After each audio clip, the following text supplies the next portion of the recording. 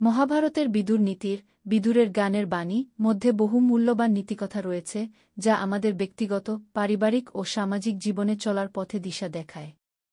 বিদুর ছিলেন ধর্মজ্ঞানী, ন্যায়পরায়ণ ও প্রাজ্ঞ পুরুষ। নিচে তার জ্ঞানের কয়েকটি মূল শিক্ষা তুলে ধরা হল। ১. ধর্ম ও ন্যায়ের পথে চলা। বিদুর বলেন, জীবনে কখনোই অন্যায়ের সঙ্গে আপস করা উচিত নয়। ধর্মই হল জীবনের মূল ভিত্তি। সৎ পথে চললে দেরিতে হলেও সাফল্য আসে। ২. লোভ থেকে দূরে থাকা।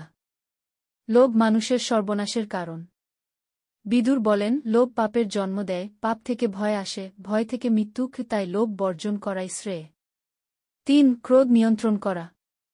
ক্রোধ জ্ঞানের শত্রু। একজন জ্ঞানী মানুষ নিজের রাগকে সংযত করতে জানে।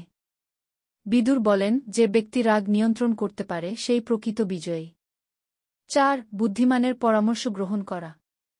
বুদ্ধিমান ও অভিজ্ঞ ব্যক্তির পরামর্শ সবসময় শ্রদ্ধার সঙ্গে গ্রহণ করতে হয়। দুর্যোধন এই পরামর্শ না শোনায় সর্বনাশ ডেকে আনে। ৫. আত্মসংযম ও বিবেকবোধ। বিদুর আত্মসংযম, সংযত ইন্দ্রিয় এবং আত্মনিয়ন্ত্রণের কথা বলেন। একজন মানুষের জীবনের সাফল্য নির্ভর করে তার আত্মনিয়ন্ত্রণের উপর। ৬. রাজধর্ম ও নীতিশিক্ষা।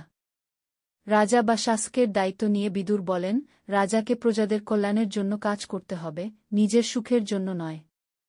৭. সত্য ও সচ্চরিত্রের মূল্য। বিদুরের মতে, জীবনে সত্যবাদিতা ও সচ্চরিত্র সবচেয়ে বড় গুণ। এই গুণগুলোই মানুষকে মহৎ করে তোলে।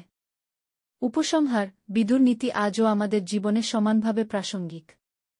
তার বাণীগুলি আত্মশুদ্ধি, চরিত্র গঠন ও সমাজ কল্যাণের পথে চলার জন্য অনুপ্রেরণা দেয়।